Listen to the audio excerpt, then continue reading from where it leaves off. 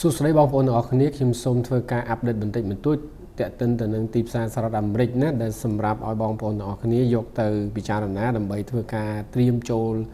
ថាតើត្រូវទិញហើយទិញនៅកន្លែងណាលក់នៅកន្លែងណាទៅលើទីផ្សារមាសតែម្ដងមកឥឡូវនេះសូម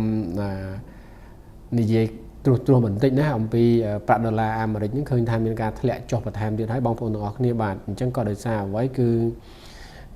យើងឃើញថាពេញមួយព្រឹកមកដល់ពេលនេះគឺប្រាក់ដុល្លារមានការធ្លាក់ចុះហើយធៀបទៅនឹងលុយនៃប្រទេសផ្សេងទាំងអស់ណាគឺខ្សោយជាងគេដាច់តែម្ដងបាទអញ្ចឹងសួរថាហេតុអ្វីបានជាប្រាក់ដុល្លារនោះមានការធ្លាក់ចុះបាទអញ្ចឹងយើងដឹងទាំងអស់គ្នាហើយថានៅខាងក្រុមហ៊ុនឯកជនណាឈ្មោះ Moody ហ្នឹងបាទបាន downgrade ណាទៅលើអាមេរិកហ្នឹងតែម្ដងបាទអញ្ចឹងគឺបានន័យថាបានទម្លាក់ចំណាត់ថ្នាក់ឥណទានរបស់សហរដ្ឋអាមេរិកហ្នឹងពីកម្រិត A3 ណាទៅ A2 ដងហើយ A2 ដង1ដោយសារតែឃើញថាសហរដ្ឋអាមេរិកជាប់បំណុលយ៉ាងខ្ពស់តែម្ដងបាទហើយអាចនឹងមានអនភាពណាអាចនឹងមានអនភាពថវិកាដែលកំពុងបន្តតែម្ដងហើយអញ្ចឹងទៅគឺអាចមានការប៉ះពាល់ដល់ទីផ្សារមូលបត្របំណុលរបស់រដ្ឋាភិបាលសហរដ្ឋអាមេរិកតែម្ដងបាទហើយសម្រាប់ផែនការពន្ធរបស់លោក Donald Trump វិញយើងក៏បានដឹងទាំងអស់គ្នាហើយណាគាត់ព្យាយាមបង្កើនចំណាយតែម្ដងតាមរយៈឃើញថាគាត់បានលើកនៅសំណើឬក៏ការនិយាយរបស់គាត់នឹងរៀបចំពិធី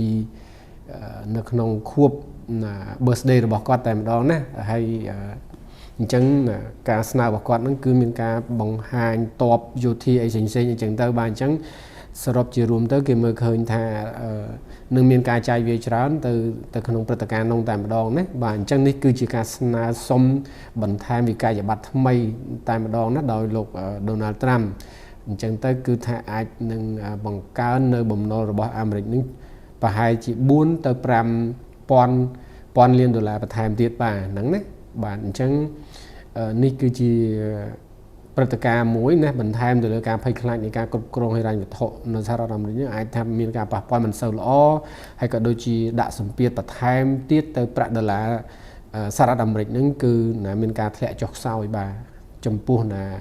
ការអាប់ដេតនៃព័ត៌មានថ្មីនេះតែម្ដងបាទអញ្ចឹងសម្រាប់ទីផ្សារមាសវិញឃើញថាកំពុងតែឡើងថ្លៃតែម្ដងបងប្អូនទាំងអស់គ្នាណាដោយដែលវីដេអូកាលពីម្សិលមិញខ្ញុំបាននិយាយហើយគឺថានៅពេលដែលវាបានបុកបំបែកនៅតម្លៃ resistance EMA 200ណានៅក្នុងតម្លៃ3250វានឹងទៅរកតម្លៃខ្ពស់របស់វានឹងហើយបាទអញ្ចឹងសម្រាប់យើង day trade នៅប្រចាំថ្ងៃណាឥឡូវនេះគឺវាចូលទៅក្នុងតំបន់ដែលយើងត្រៀម sell គឺបើសិនបើបងប្អូនជា fan sell តែម្ដងណានេះគឺនៅតម្លៃ3340និង3380ណាអញ្ចឹងនៅពេលដែលទីផ្សារបន្តិចទៀតឡើងទៅដល់តំបន់តម្លៃនឹងចាំយើងតម្លាក់ time frame រួចហើយយើងមើលឱកាសរកសញ្ញានៃការ sell ឲ្យឃើញនៅក្នុងតំបន់ហ្នឹងចាំយើងធ្វើការ sell ណាសូមបញ្ជាក់ថានេះគឺជាផែនការប្រចាំថ្ងៃបាទមិនទុកឆ្លងស្អែកទេបាទអញ្ចឹងគឺនៅពេលដែលមាន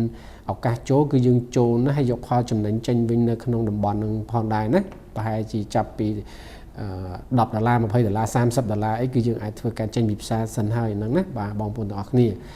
ដោយសារតែទិសដៅមាសឃើញ trend របស់វាគឺអាចកំពុងតែខ្លាំងតែម្ដងដោយសារប្រាក់ដុល្លារចុះខ្សោយបាទហ្នឹងណាជាប្រសិនបើទីផ្សារនេះត្រឡប់ចុះមកវិញដោយមានហេតុភេទការណាមួយដែលយើងមិនដឹងអាចថាមកដល់តម្លៃ3200ឬក៏3240នឹងដូចគ្នាផងដែរនៅក្នុងថ្ងៃតែមួយហ្នឹងគឺយើងធ្វើការបាយពីកន្លែងហ្នឹងទៅវិញដោយយើងទម្លាក់ time frame ហើយរក signal buy ឲ្យឃើញនៅតំបន់ហ្នឹងបាទហ្នឹងណាអញ្ចឹងនេះគឺជាផែនការខ្លះរបស់ខ្ញុំនៅក្នុងទីផ្សារមាសហើយសូមបងប្អូនអរគ្នាបន្តតាមដានជាពិសេសនៅពេលដែលតម្លៃទីផ្សារចូលទៅក្នុងតំបន់ដែលយើងត្រៀមណាចូល sell ឬក៏ buy តែម្ដងបាទបងប្អូនទាំងអស់គ្នាហ្នឹងហើយអញ្ចឹងជាការសង្ខេបខ្លីៗហើយប្រសិនបើបងប្អូនពេញចិត្តណាគាំទ្របងប្អូនអាចចែករំលែកនៅវីដេអូនេះទៅកាន់មិត្តភ័ក្តិរបស់បងប្អូនទាំងអស់គ្នាបានណាហើយសូមជួយ subscribe ក៏ដូចជាចុច follow ឲ្យបានម្នាក់មួយផងបាទសូមអរគុណច្រើនបងប្អូនទាំងអស់គ្នាជូនពរឲ្យបងប្អូនទាំងអស់គ្នាទទួលបាននូវផលចំណេញគ្រប់គ្នាបាទ